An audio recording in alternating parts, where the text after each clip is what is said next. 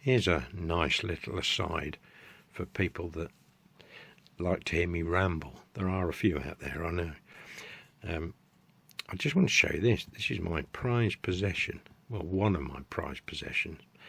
And it's by TV artist Tony Hart. Now, this isn't a copy. It's the original art that Tony did in ink for the BBC. Now, if you don't know who Tony Hart is, if you live outside the UK, you might in Canada. There was a TV series called Declic, which I think was mainly aimed at the French Canadians. I'm not sure, or whether it was both. But in Britain, it was called Vision On, and it was a programme aimed at deaf or severely hearing impaired children. But it was put together in such a wonderful way that hearing children could watch it just as much, because there was no dialogue to it really. It was mostly music, shapes, ideas, drawings, bits of mime. It was that sort of thing. Very experimental television. But before he did Vision On, Tony Hart,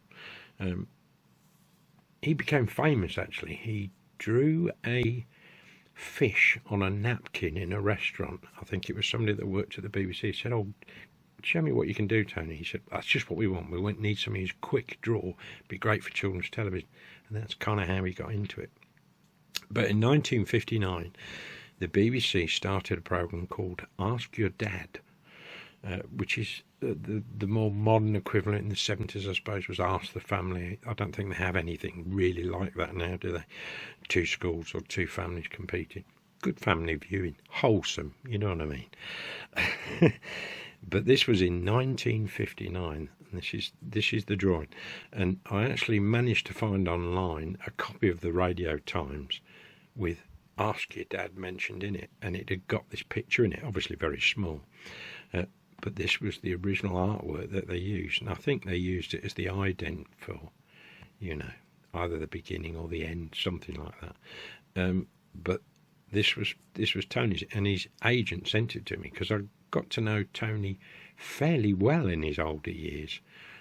I used to go and visit him at Shamley Green. Got on very well with his agent, Rock Reynolds, who also sadly died.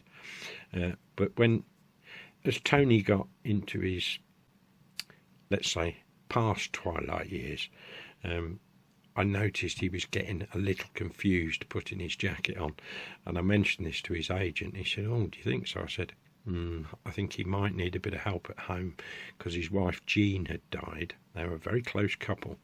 People often ask if was Tony Hart gay. Now, the reason they think that, I don't know why, but anyway, is because he used to wear a cravat, which was a bit flamboyant for the 1970s, it has to be said. But he said, no, he said, I wore the cravat, and it wasn't until his later TV appearances he wore that cravat, he said, to hide an aging neck. And yeah, I get that, because now I've got that problem. That's what happens as you get older. Not much you can do about it. Everything gravitates. But anyway, after Tony died, Rock sent me this. He sent me a couple of things that Tony did.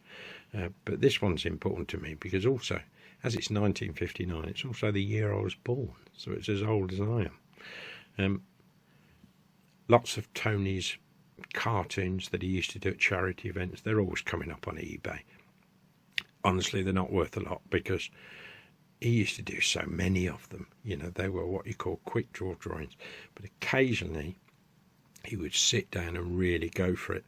I love the style of this. It's such a shame they didn't use it for St. Trinians.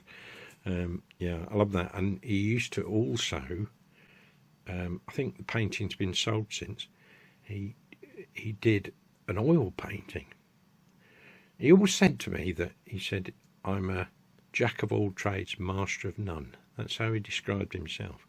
But actually, he was very, very good. I remember sitting in his cottage one day and saying to him, Tony, do you remember when he used to use pastels and he used to get that sort of feathered, washed out effect? And he said, yes, I'll show you. And he took me down his garden, and he'd got a workshop out the back, like a little art studio, and where he'd do, I think in the early days, he did short 8mm films for programs that he was working on, that sort of stuff. He did all kinds of things, Tony, because he could animate as well, you know, he was good. But he took me down to this little workshop and he got all these pastels out and he showed me. And I was sat there with another piece of paper doing what he was doing. And I looked at him and I said, "Do you know, Tony, I can't believe this." And he said, "Why?" I said, "Well, as a child, you were like a god to me, because, you know, like so many people in the 60s and 70s, money was tight. You know, politically, the country was in a difficult state. There were strikes, there were all sorts, there was a lot of pressure, there was inflation, there were all these things.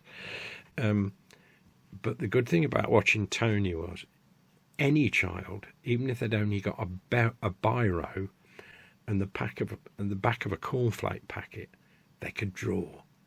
And he said, and that's what we were trying to do with kids, you know, get them all creative. And it's so sad that Tony never got a knighthood. I did say this to Rock. I said, you know, really ought to put his name forward. He should get one. You know, his services to children is just unbelievable. Amazing, amazing guy, but very much a family man.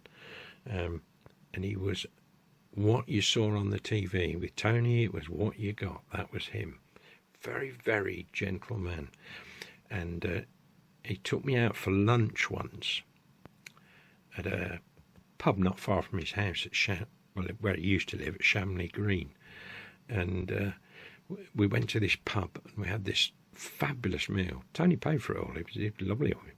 Anyway, we got to the end of it and there was just cheese and biscuits, you know, to finish, and a coffee. I think that was the general menu.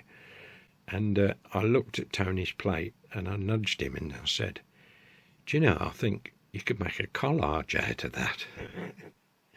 And he laughed and he made a duck. I've never forgotten that. Yeah, a very nice man. So, glad I met him. And I think his son's still around. No, his daughter Caroline certainly is. I'm not sure about, I think whether he had more than Caroline, I don't know. But she's written a book also about her dad. It's worth a read. So, there you go. A piece of original artwork by Tony Hart. Not some quick draw thing, not a reproduction. It is actually ink with all his original pencil marks on it. There you go. Ask your dad. Oh, and don't forget to subscribe.